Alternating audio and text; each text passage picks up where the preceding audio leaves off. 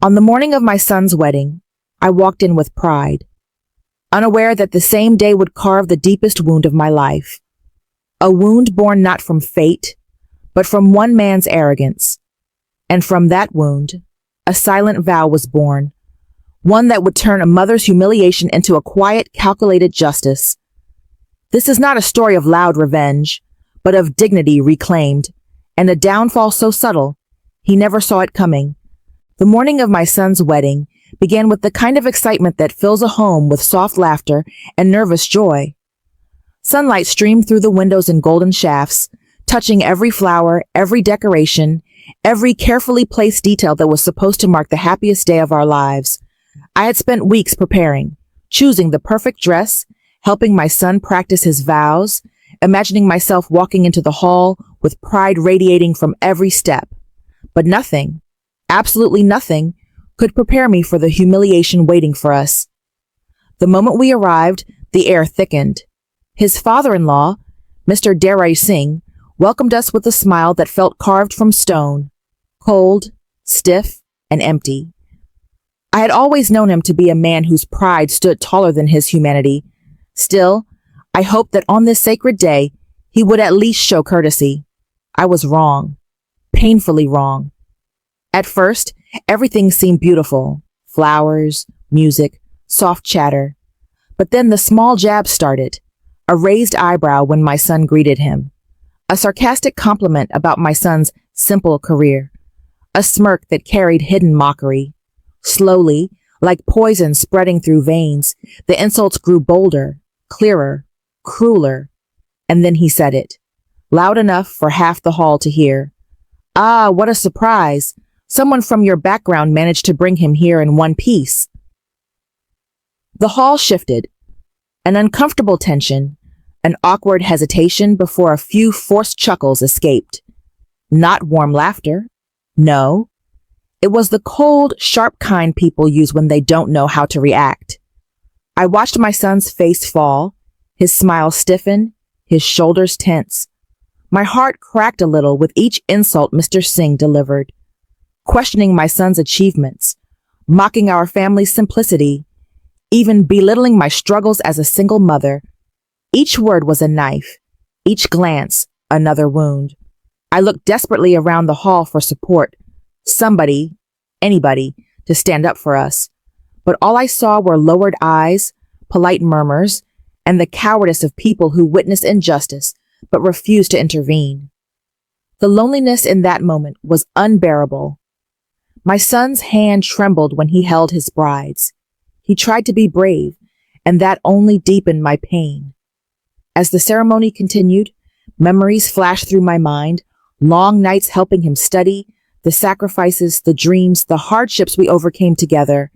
And here we were, reduced to objects of mockery by a man blinded by his own arrogance. Fury burned in my chest, hot, sharp, suffocating, but I swallowed it. Reacting would only fuel him. And then, a thought emerged, quiet at first, then clear, then powerful. He cannot get away with this. A promise formed inside me, silent but fierce. I would reclaim our dignity. And Mr. Darai Singh, he would one day understand the weight of his arrogance. Not through shouting, not with drama, but with a justice so subtle, so precise, that he would never see it coming. The days following the wedding were painfully quiet, not peaceful, quiet in the way an empty room feels after a storm has torn through it. My son moved through the house like a shadow of himself. He spoke softly, avoided mirrors, and hesitated whenever someone mentioned the wedding. He wasn't broken, no, but he was bruised, emotionally, mentally, silently. His pain was mine. Every time he lowered his eyes, I could feel the weight of Mr. Darai Singh's words wrapping around him like chains. Sometimes late at night, I found him sitting alone on the balcony, staring into the distance as if searching for the dignity he'd lost that day. And every time I saw him like that, something inside me tightened. A mixture of love, anger, and a fierce determination I had never felt before. I replayed the humiliation over and over in my mind. Every smirk, every insult, every cruel glance. Each memory cut deeper than the last. I had spent years raising my son alone, stitching his dreams together with sacrifices no one ever saw. I had struggled so he wouldn't have to. I had shielded him from the world's cruelty as much as I could, and then, in a single night, a man who had contributed nothing to his life took it upon himself to tear him down, publicly. That betrayal burned through me, but anger alone wasn't enough. Not for the justice I wanted, not for the dignity my son deserved. I knew one thing with absolute clarity. If I confronted Diraj Singh directly, he would twist it, manipulate it, and walk away looking even more powerful. Men like him, men who feed on arrogance, cannot be challenged head on. They must be dismantled quietly, piece by piece, with patience sharper than any blade. So I began to watch him.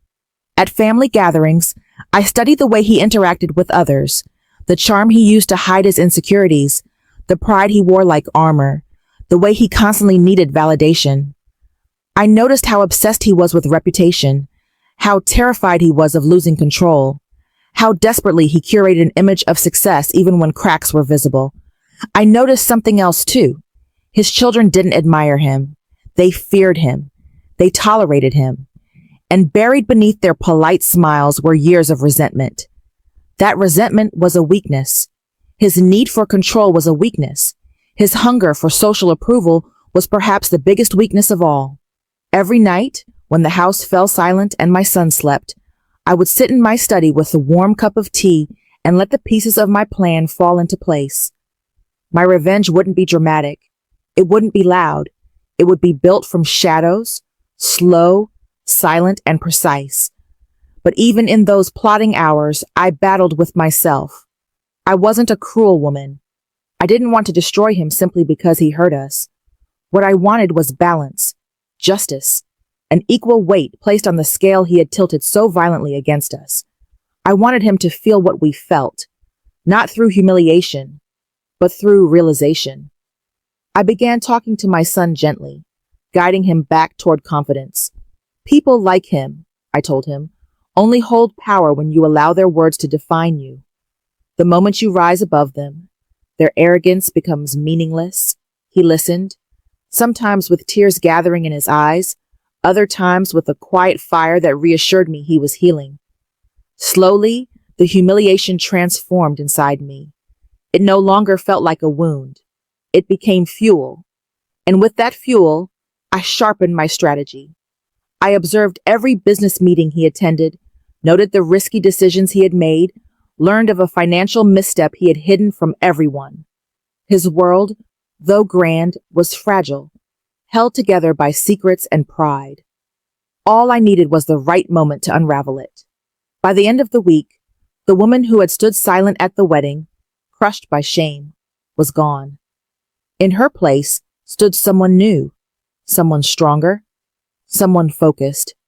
A mother who had decided that dignity, once stolen, must be reclaimed with intelligence, not rage. And deep inside, a quiet whisper grew louder. He will pay for what he did to my son, not with noise, but with consequences he will never escape. Weeks passed, not with calm, but with a quiet, simmering anticipation. On the surface, everything in our lives seemed normal. My son went to work, my daughter-in-law adjusted to her new home, and I kept the house running as I always had. But beneath the routine lay a silent current, one only I could feel, a plan slowly unfolding. I was no longer the woman who had stood frozen at the wedding. I had become someone who observed the world with sharper eyes, someone who refused to let humiliation be the final chapter. And so, I watched, carefully, quietly, strategically. The first thing I did was strengthen my son's position. Revenge means nothing if the wounded remains wounded. I guided him to believe in himself again, not with dramatic speeches, but through subtle encouragement. I nudged him toward professional opportunities, connected him with the right people, and gently pushed him into circles where his talents would be seen rather than dismissed. Watching his confidence slowly return was my first victory. His shoulders straightened, his voice grew steadier, his eyes held a quiet fire again, and with every inch of dignity he reclaimed, my own resolve strengthened. Meanwhile, My eyes remained fixed on Diraj Singh. He was a man intoxicated by his own self-importance. He thrived on applause, on admiration, on the illusion of perfection he projected wherever he went. What he didn't realize was that behind that polished exterior lay cracks, small, almost invisible, but cracks nonetheless. I began gathering information, not discreetly enough to arouse suspicion, but silent enough to remain invisible. I learned about his upcoming business venture, a large deal he was planning to announce at an upcoming social gathering. It was meant to be his moment of glory, a moment he had rehearsed meticulously. Perfect. I'd also learned that one of his partners, a man known for being both cautious and easily influenced, was already uneasy about a minor risk in the deal. All he needed was a nudge, so I gave it. A casual conversation, a subtle suggestion, a gentle reminder that certain terms seemed unclear, and the seed was planted. Nothing traceable, nothing questionable, just enough to shift the balance. The night of the gathering arrived. The hall buzzed with excitement. People whispered about Mr. Singh's upcoming announcement. He stood in the center, confident as ever, dressed in an expensive suit and surrounded by admirers. His smile was wide, his posture perfect. He believed he had already won, but I watched him with calm determination. When he finally stepped forward to announce his deal, something unexpected happened. The partner, nudged by the doubts I had quietly cultivated, raised concerns publicly. Not loudly, not rudely, but clearly enough to halt Mr. Singh's momentum. A ripple of tension spread across the room. I saw it. The moment his confidence cracked.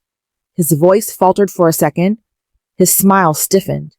His eyes darted, searching for control he no longer had. It was subtle, beautifully subtle. To everyone else, it looked like a small hiccup, an unexpected question.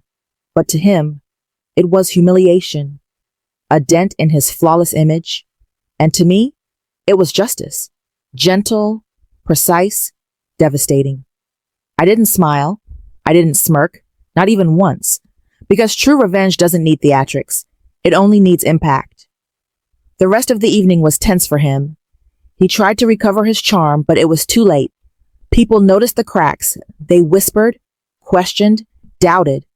And doubt, once planted, is the fastest growing poison to a man obsessed with control.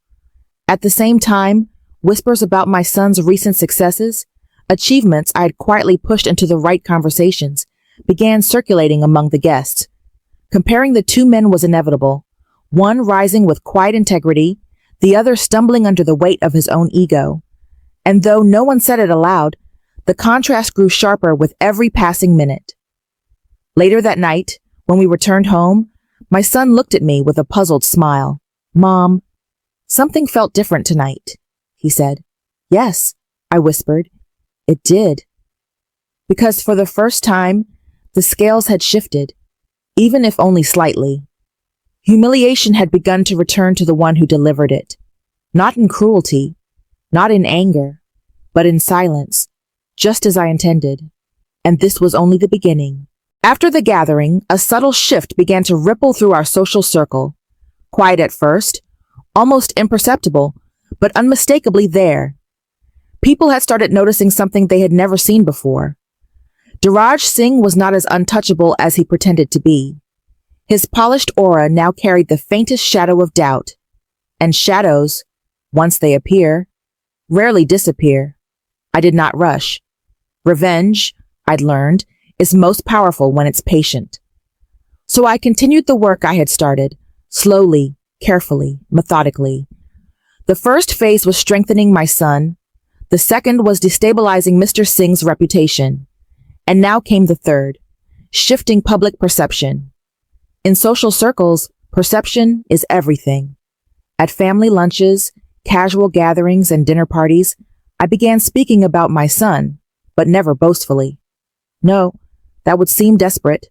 I simply shared facts, small accomplishments, milestones he had achieved, new responsibilities at work, compliments he had received from seniors. People naturally began to compare, not because I asked them to, but because the truth was impossible to ignore. A young man quietly rising with dignity, and an older man, supposedly powerful, who had begun to falter. I didn't need to humiliate him. His own arrogance did that for me. At gatherings, I watched him carefully. Every time someone mentioned my son with admiration, a muscle in his jaw tightened. His smile wavered for a heartbeat.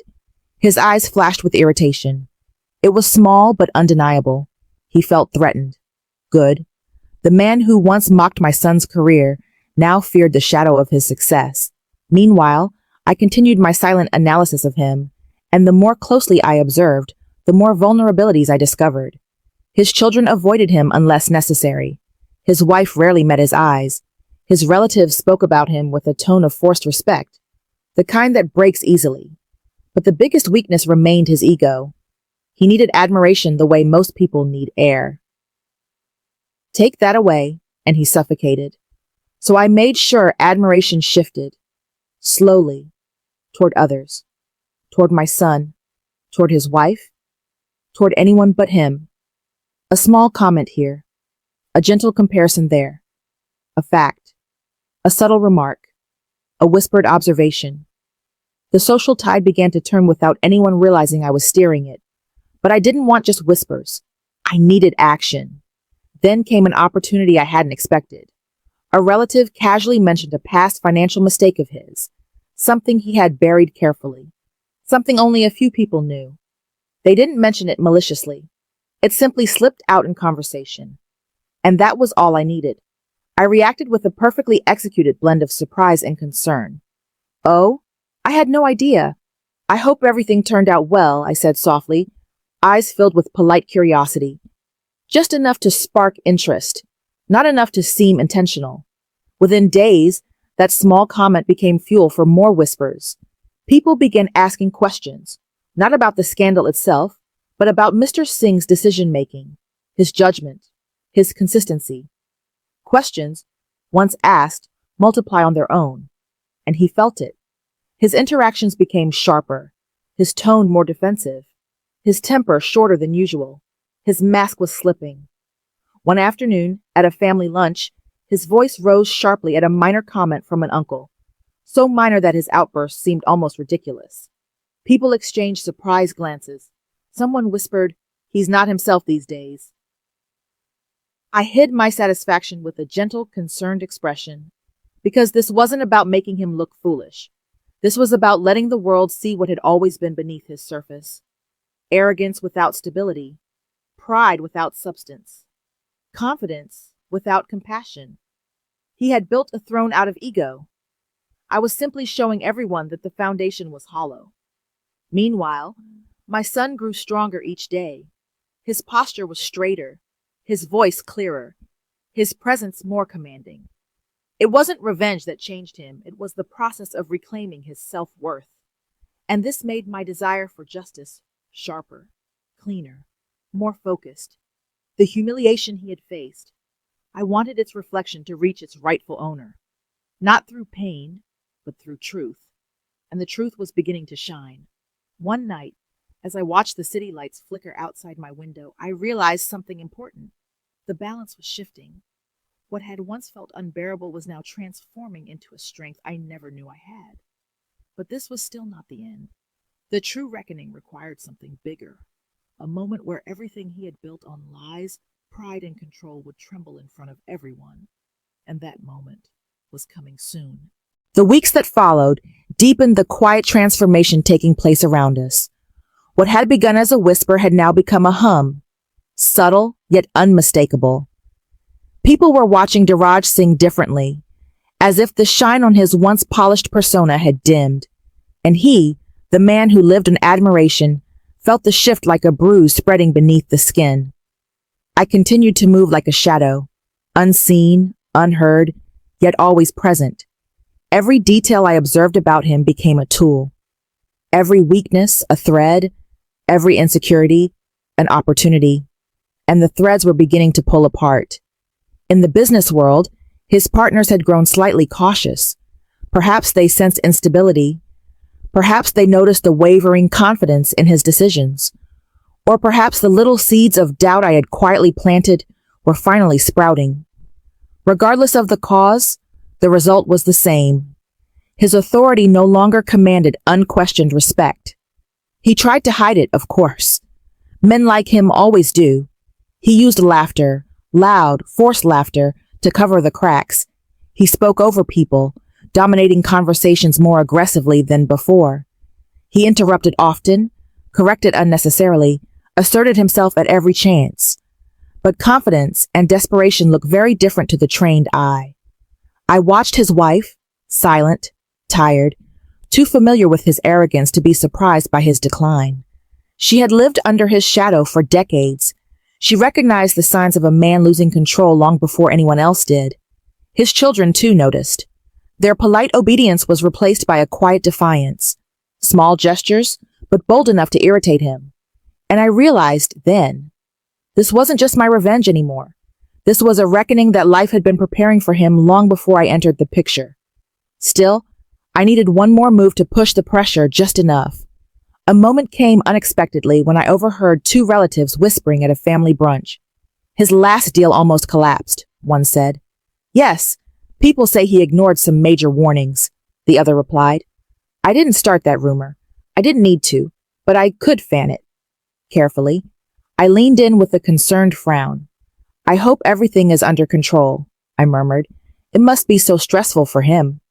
Concern is the most elegant disguise for fuel. They nodded, their curiosity deepening. Within minutes, they were telling more people. Within hours, the whispers reached the far side of the family. By evening, I saw the effects. At a small home gathering, an elderly relative asked innocently, Daraj Beta, how's the business going? Heard you had some complications? The look on his face was indescribable. Shock first, then irritation. Then that unmistakable flicker of fear he tried to hide. He forced a laugh. Oh no, everything's perfectly fine. Perfectly. But the tremor in his voice betrayed him. People exchanged glances. Doubt, soft but growing, settled over the room like dust on a polished surface, and I stood quietly at the edge of the hall, my expression calm, almost serene, because I knew exactly what was happening. He was losing control, not because I attacked him, not because I exposed him, but because I simply allowed the truth to breathe. Arrogance cannot survive in open air. Later that night, as we were leaving, he approached me. It was the first time he had voluntarily spoken to me since the wedding. You seem different, he said stiffly. I met his eyes, steady and calm. Life changes people, I replied softly. Some rise, some shift. It wasn't a threat. It wasn't even a hint. Yet it unsettled him more than any insult could have, because for the first time he could sense that he wasn't the one in control. My son noticed it too. On the drive home, he said, Mom, he seemed nervous. He's never nervous. I smiled gently. People who stand on weak foundations always tremble when the ground begins to shake. He looked at me with awe, still unsure of how much I had done, but certain that something had changed, and I knew the next phase was approaching. Small cracks had appeared, confidence had faltered, doubt had spread, control had weakened. But the true turning point, the moment that would pull the curtain from his carefully constructed image, was still ahead. And when it came, it would not just shake him, it would expose him to everyone. And that exposure would be the sweetest justice of all. The transformation in Daraj Singh did not happen overnight. It unfolded slowly, like a grand structure beginning to tilt under its own weight. At first, only the smallest signs appeared, moments most people would overlook. But I saw them all. A twitch in his jaw when someone questioned him, a forced smile when someone praised my son, a hesitation in his voice when discussing business, a flicker of fear, brief but undeniable, whenever the word reputation entered a conversation. His life had been built like a grand palace, towering but hollow, supported not by integrity, but by ego. And ego is the weakest pillar of all.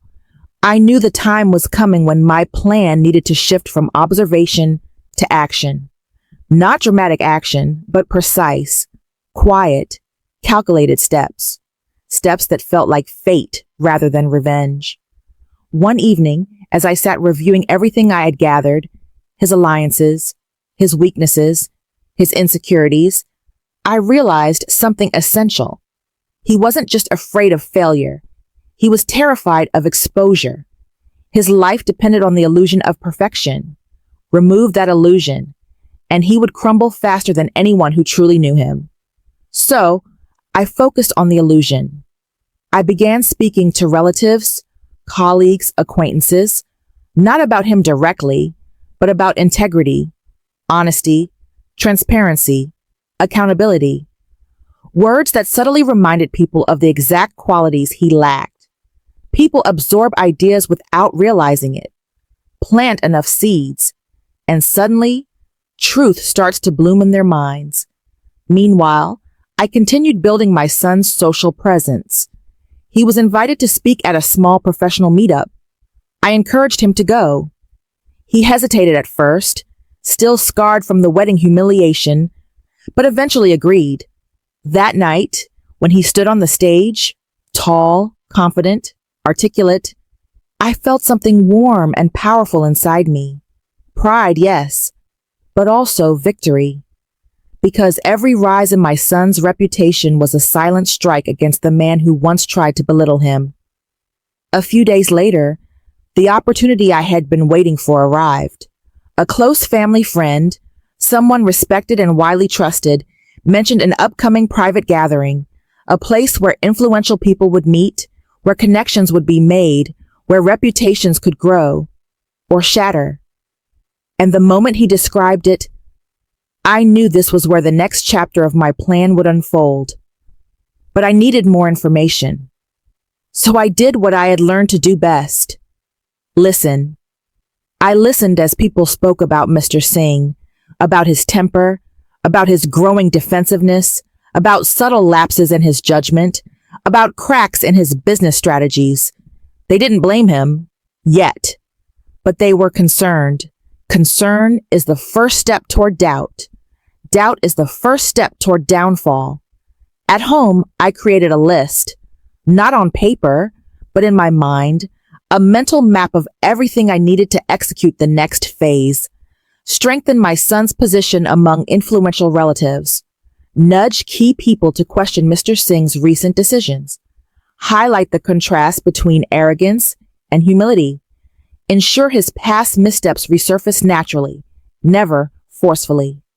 Prepare the atmosphere for the final revelation. Not a scandal, not a dramatic confrontation, just truth, delivered at the perfect moment. And that moment would come soon. I could feel it. Meanwhile, something else began happening. Something I hadn't planned, but welcomed. People who once praised Mr. Singh began approaching me with casual conversations, asking my opinion, seeking my perspective, sharing things they never shared before. They weren't coming to me because of manipulation.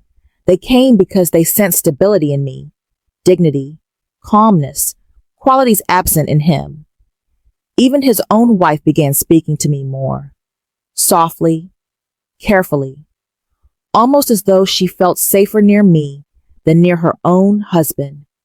In her eyes, I saw exhaustion, years of living under the tyranny of a man who valued pride over people. I didn't hate her. I didn't hate anyone in their family. My revenge wasn't fueled by hatred. It was fueled by justice, and she understood that instinctively. One evening, as the sky blazed with orange and purple, my son approached me on the balcony.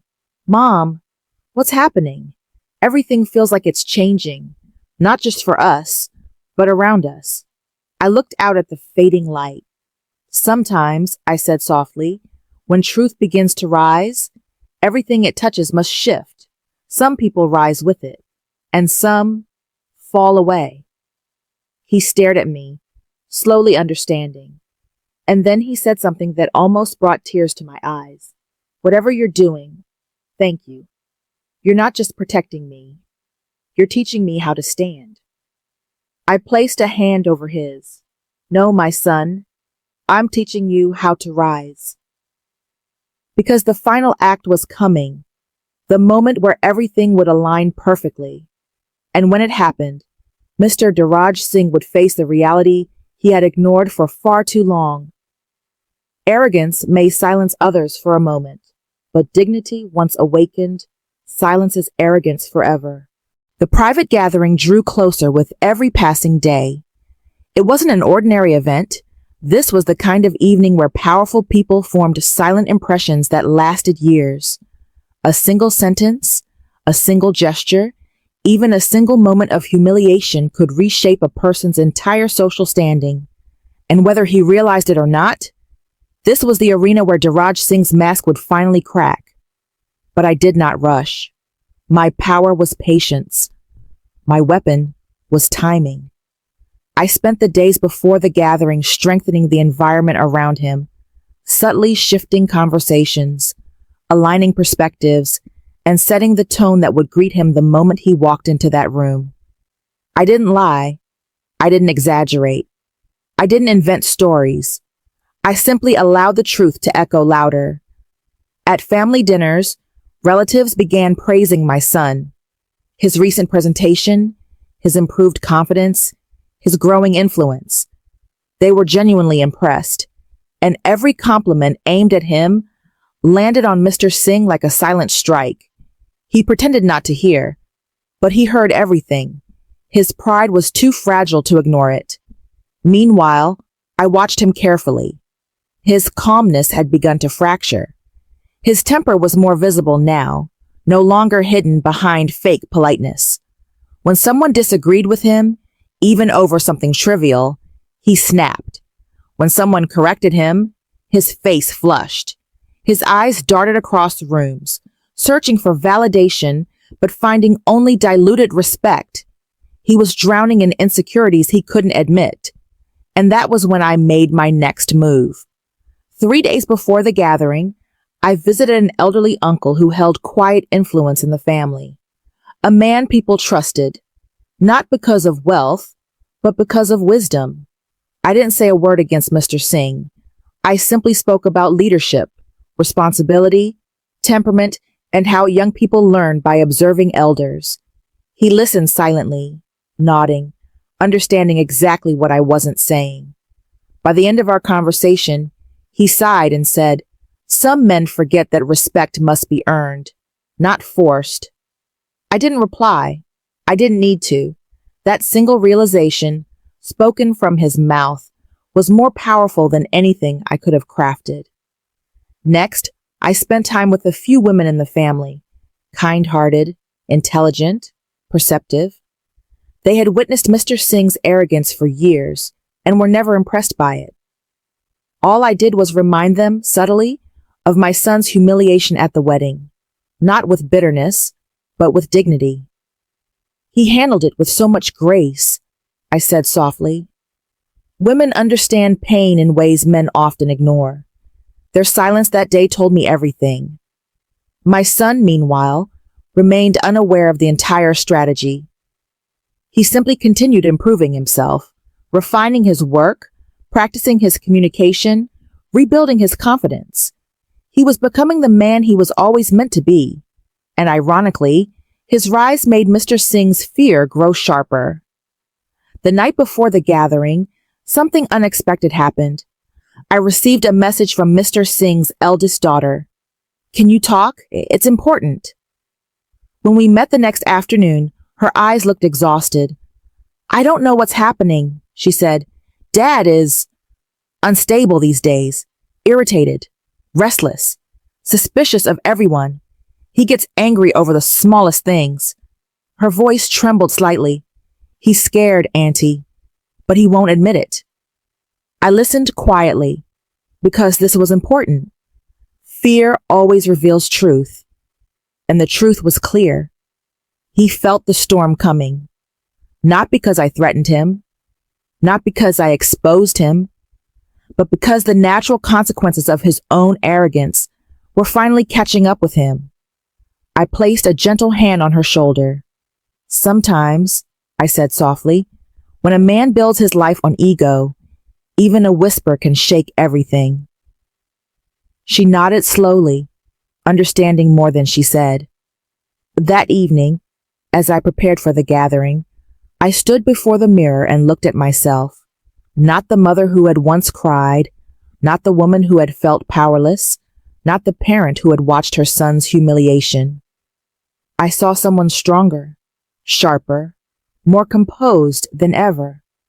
A woman who learned silence not as weakness, but as strategy. A woman who learned patience not as surrender, but as precision.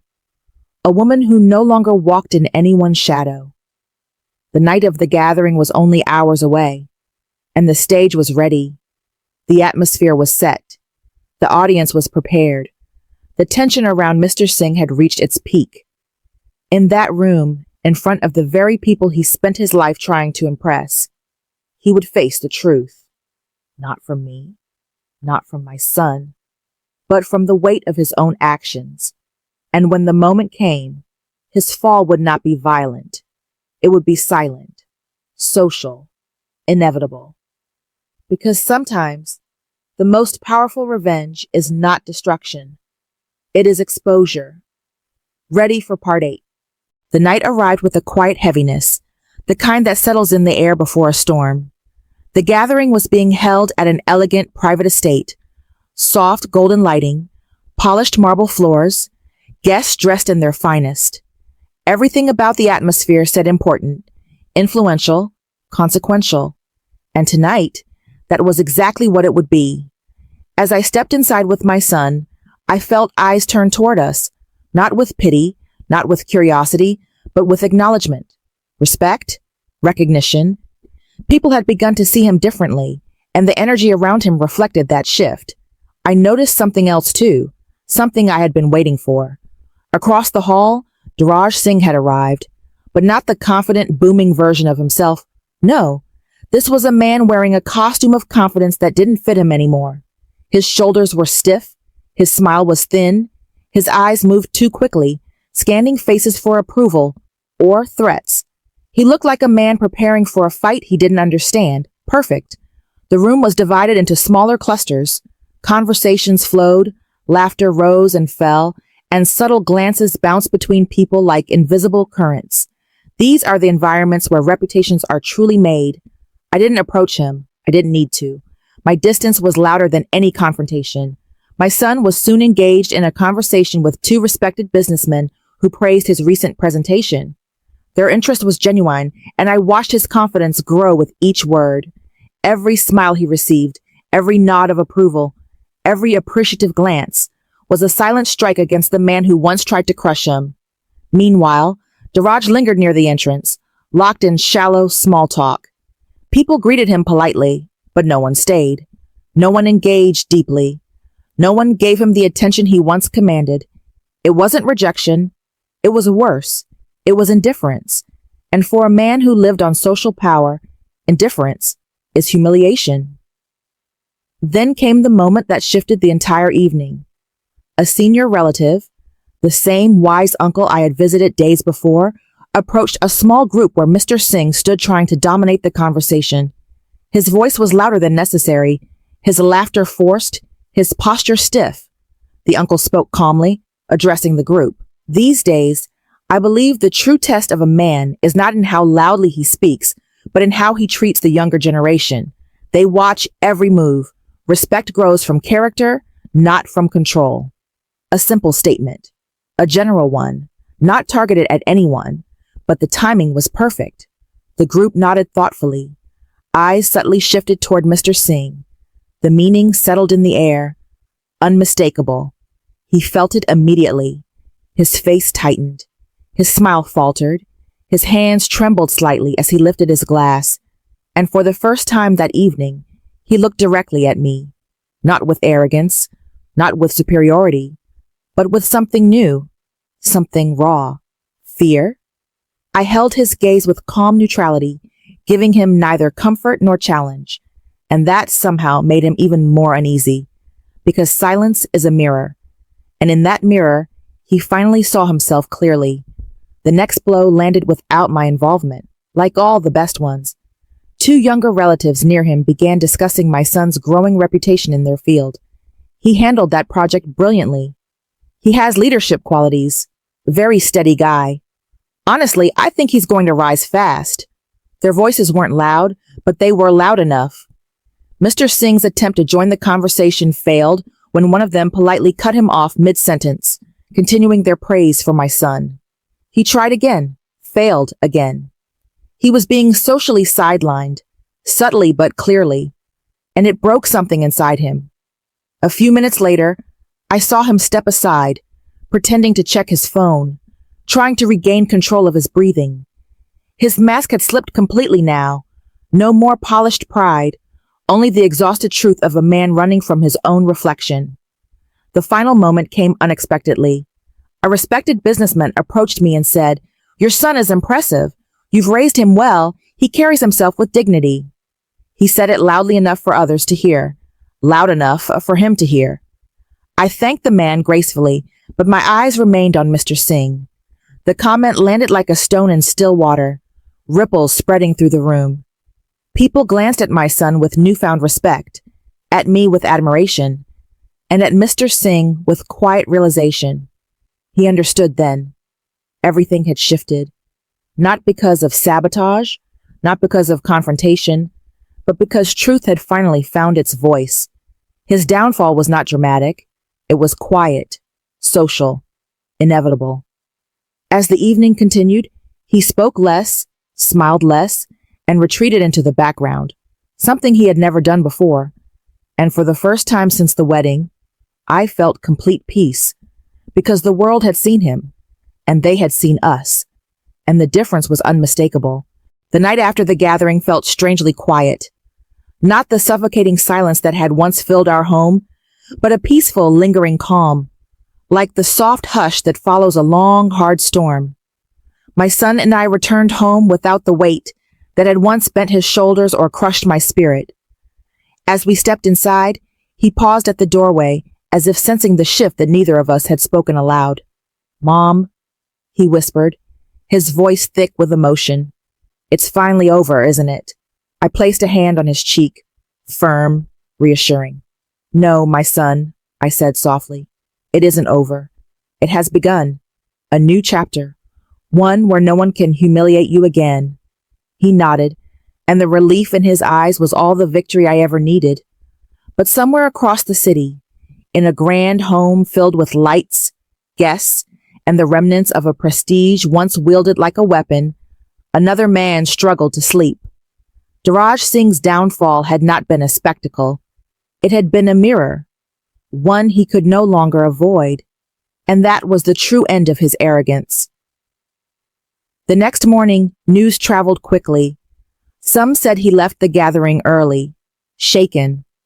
Others whispered that he had snapped at a relative who questioned him. A few even mentioned seeing him sit alone in his car after the event, gripping the steering wheel with trembling hands. Whatever the details, one thing was clear. The man who once humiliated us in front of hundreds had finally tasted the same humiliation in silence. But this time, the silence didn't protect him. It exposed him, not because of revenge, but because truth had finally risen above noise. Days passed. For the first time in months, my son began to smile naturally, laugh even. The heaviness of that wedding day no longer clung to him like a shadow. His confidence grew, not from pride, but from healing, and I watched him transform into the man I had always known he could be. He became thoughtful, he became strong, he became resilient, and every moment of his growth was a quiet victory for me.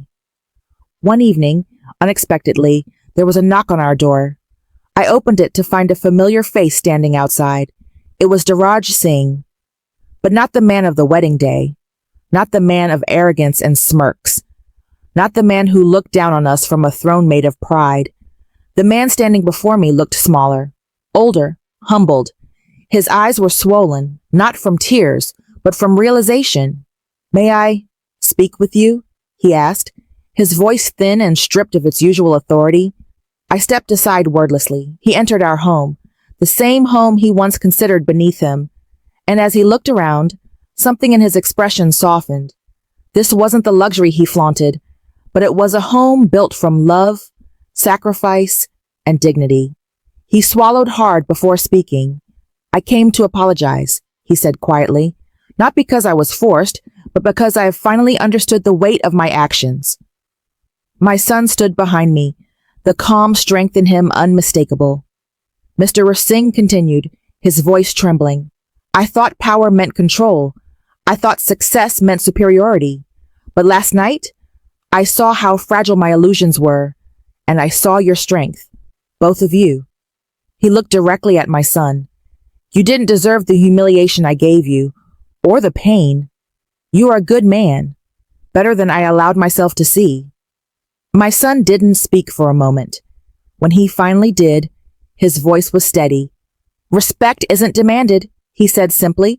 It's earned. The words hung in the air, powerful, honest, undeniable. Mr. Singh lowered his gaze. I hope someday you both can forgive me. Silence filled the room, not heavy, but cleansing. I finally spoke. We don't carry hatred, I said softly. We carry dignity, and dignity does not seek to destroy, it seeks to restore. He nodded slowly, taking in every word, and for the first time since the wedding, I saw a man, not a monster. He left our home a different person, not defeated, but awakened. That night, as my son and I sat together, he leaned his head on my shoulder. You didn't just protect me, he whispered. You taught him too. I smiled gently. Revenge burns, I said, but justice teaches. And in that moment, I realized something profound. The true victory was not in watching him fall. It was in watching my son rise. The storm was over. The pain had passed. The dignity lost had been reclaimed. And in the quiet that followed, our hearts found peace. Justice had been served, not with noise, but with grace.